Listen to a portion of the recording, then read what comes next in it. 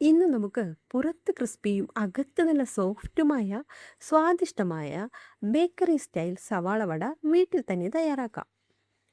ആദ്യം ഒരു പാത്രത്തിലേക്ക് ഒരു വലിയ സവാള ചെറുതായി അരിഞ്ഞത് ചേർക്കുക.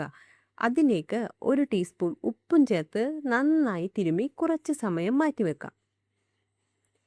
ഇനി ഒരു ചെറിയ പാത്രത്തിലേക്ക് അര ടീസ്പൂൺ ഈസ്റ്റും ഒരു ടീസ്പൂൺ പഞ്ചസാരയും ചേർത്ത് ചെറു ചൂടുവെള്ളത്തിൽ മിക്സ് ചെയ്ത് കുറച്ച് സമയം വെക്കാം. ഇനി തിരുമ്മി വെച്ച സവാളയിലേക്ക് 2 പച്ചമുളക് ചെറുതായി അരിഞ്ഞതും ഒരു ചെറിയ കഷ്ണം ഇഞ്ചി ചെറുതായി അരിഞ്ഞതും 2 തണ്ട് കറിവേപ്പില ചെറുതായി അരിഞ്ഞതും ചേർത്ത് മിക്സ് ചെയ്യുക.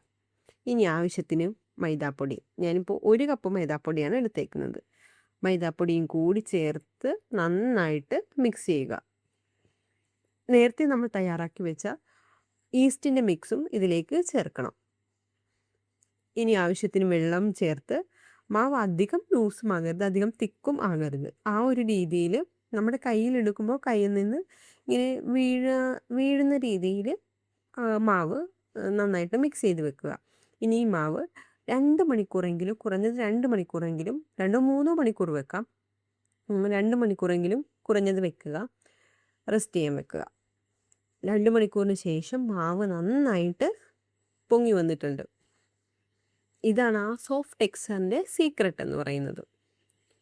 ഇനി ഒരു ചീനച്ചട്ടിയിൽ വെളിച്ചെണ്ണ ചൂടാക്കി മാവിൽ നിന്ന് കുറച്ചെടുത്ത് വടയുടെ ആകൃതിയിൽ പരത്തി എണ്ണയിലേക്ക് ഇട്ട് കൊടുക്കാം.